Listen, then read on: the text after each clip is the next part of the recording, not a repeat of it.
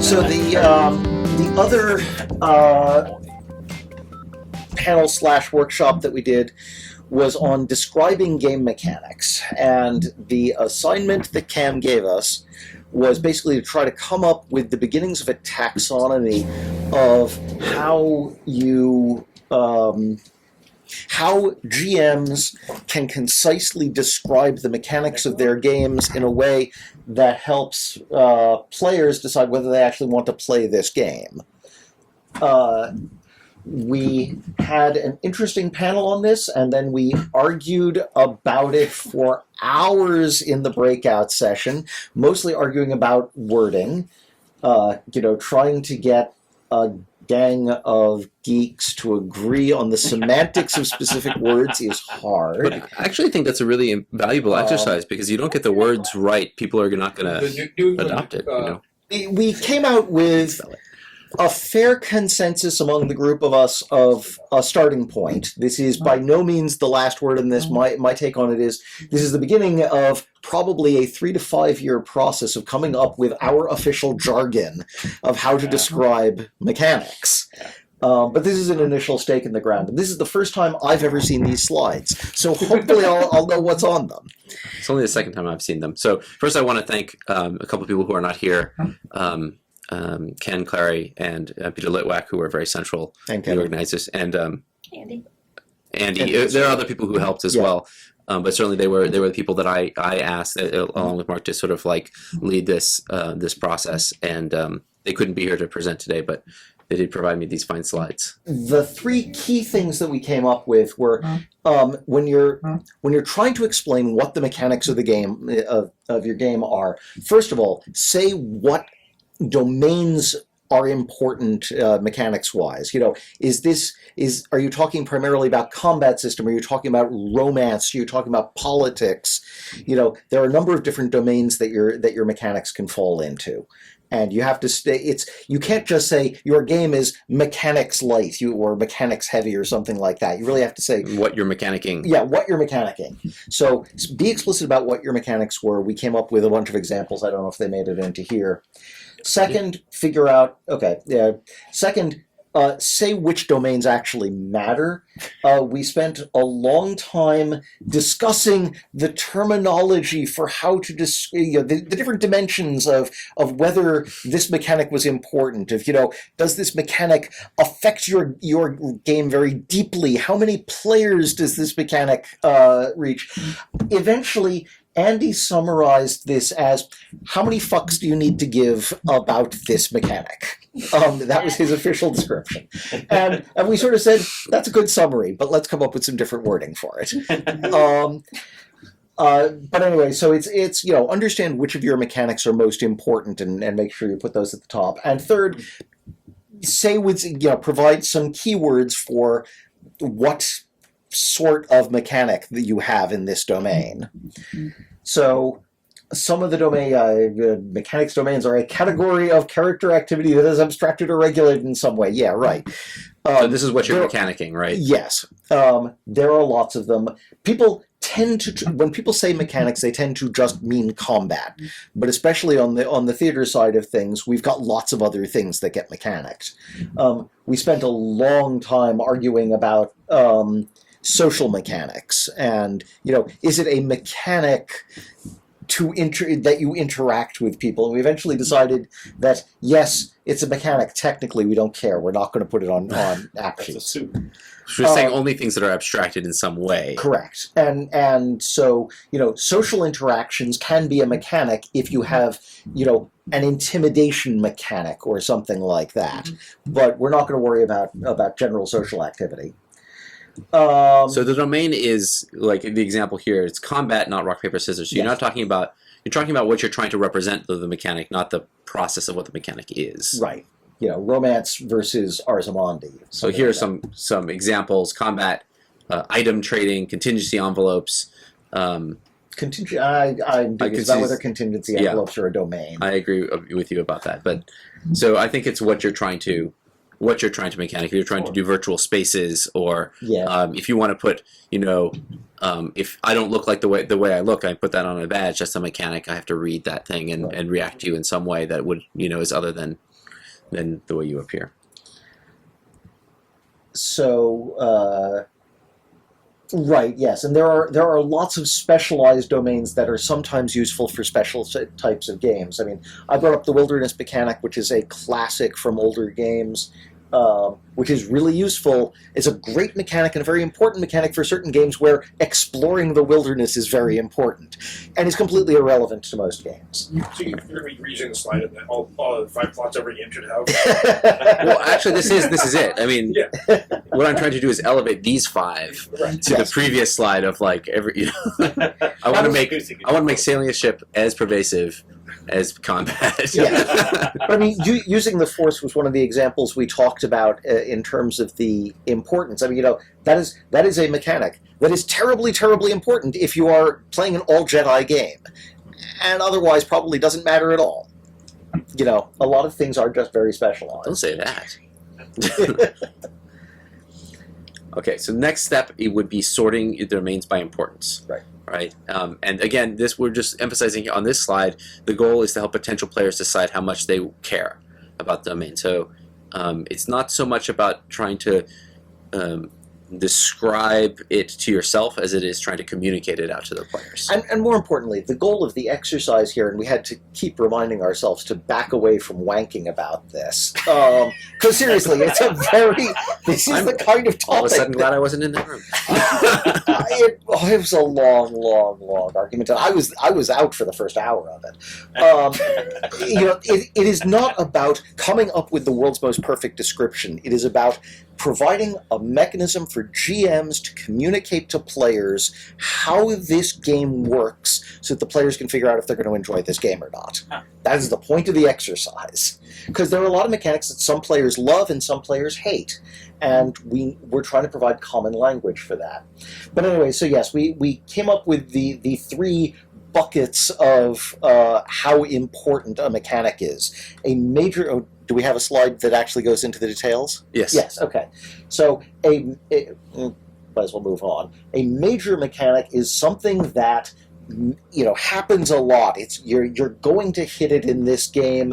It is pervasive in this game. In a buffer game, combat is typically a pretty major mechanic. In a fantasy game, magic is frequently a very major mechanic. In an elections game, voting might be a major mechanic. It's the things that you really can't... A mechanic is important if you can't ignore it. If you're in this game, you are probably going to be interacting with this mechanic in some fashion. You might not be using it yourself, but other people will be using it around you. So that's what we meant by major. Minor is only some people have it, some people don't.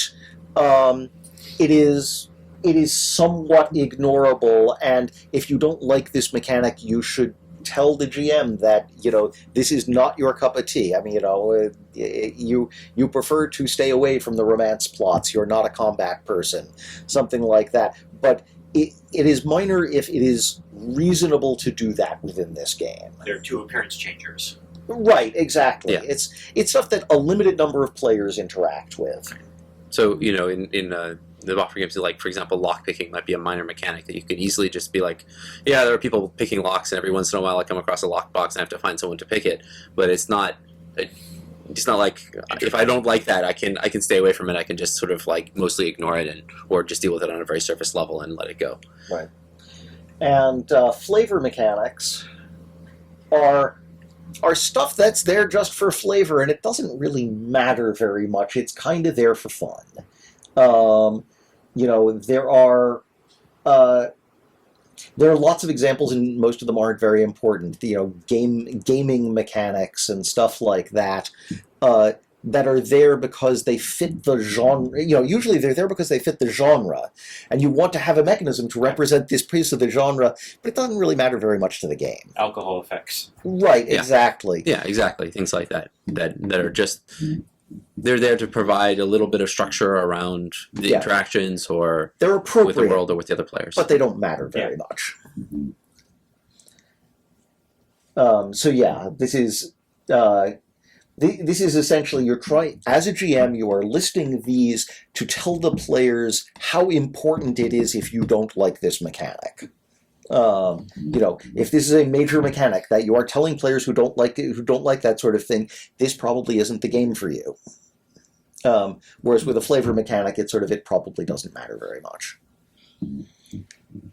And it's all very subjective. I mean, all of this is about. So major might be a deal breaker. Yeah. The minor, you can some amount of caution. If you really don't like lockpicking, there will be some lockpicking, and if it just really bugs you, then okay. But you have to sort of adjust, as opposed to it's like everyone's lockpicking all the time. In order to get anything done, Right. in order to read my character sheet, it's in this lockbox, and I have to, Right. That's a major.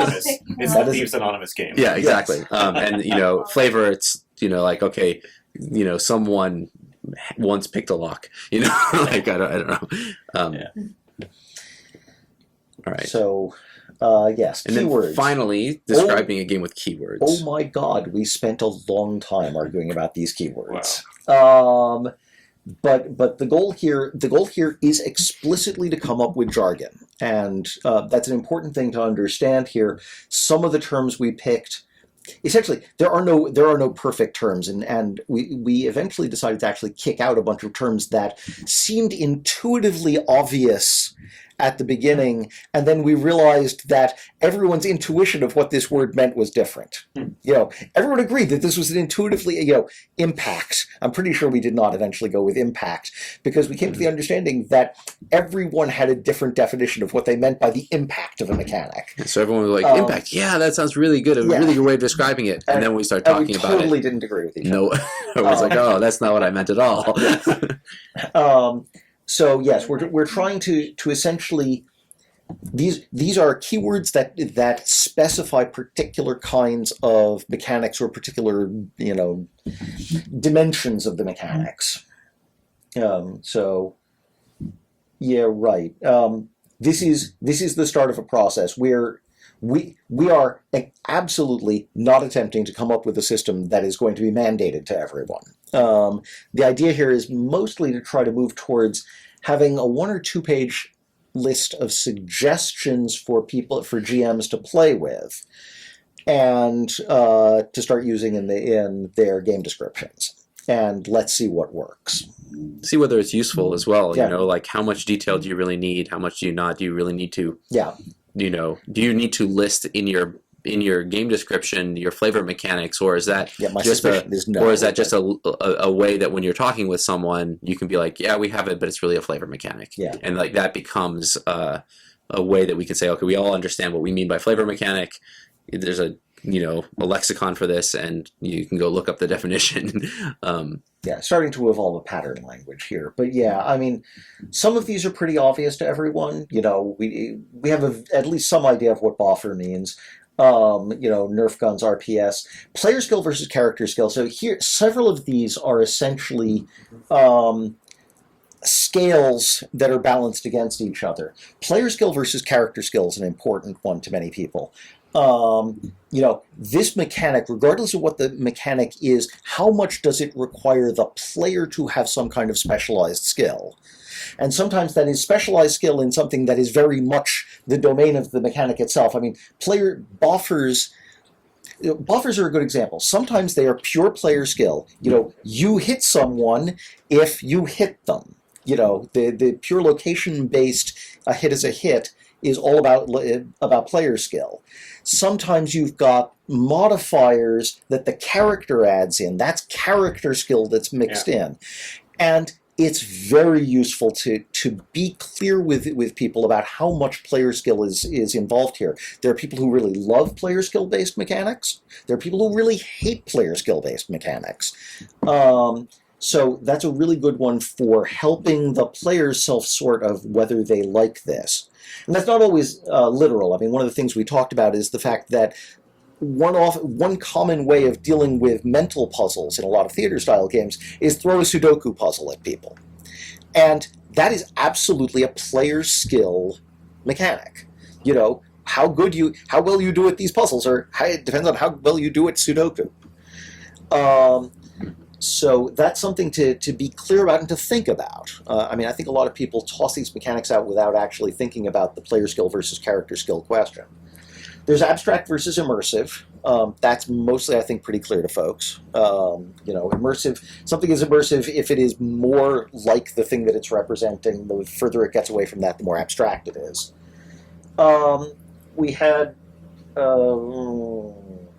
complex is essentially part of a scale of complex to simple, but we don't usually bother to simply say that this is a simple mechanic. Possibly we should. But again, complex is how much time does it take to explain this mechanic to people? Which is, again, very important, because some players, if the mechanic takes more than a page to explain, they're going to run screaming for the hills. Complex is not necessarily how deep this mechanic is to think about. It's really a matter of how much time does it take to absorb it. GM fiat is an important one sometimes. I mean, a lot of games, combat is by GM fiat. Especially if it's not important to the game, you may simply say GMs will make their own decisions. Yeah. Okay. So let me see what else we have. So the point of keywords is to basically add information. Like each step of this, you say, okay, here are the things that are going to be important in my game, sort of mechanically important. Whether that's combat or lockpicking or social mechanics, and then you can give that a weight. And now finally, the keywords are really ways to sort of. I think it becomes much looser here, and it sort of says, okay, here's where we get into some amount of a little more fuzziness, but also where you can really it's a fuzzier lexicon, but very important, because I think it's for breadth here. Yeah, and part of the exercise here, I mean, really one of the key pieces of the exercise here is nailing down some of those keywords and coming up with some specific definitions, even if they're not the only thing that this could mean. Right. Try to come up with some common language so that if I say abstract on my description of my game, people know what that means. Right. If I talk about player skill versus or character skill, people have some idea what those are talking about. Yeah. I don't know if there's any more. I don't know. Right. Okay. So here's some examples. You might have an item trading major mechanic that's an abstract Sudoku-based archaeological. Oh wait. That's abstract Sudoku-based archaeological digging. Yes, which necessarily is player skill based. Yeah.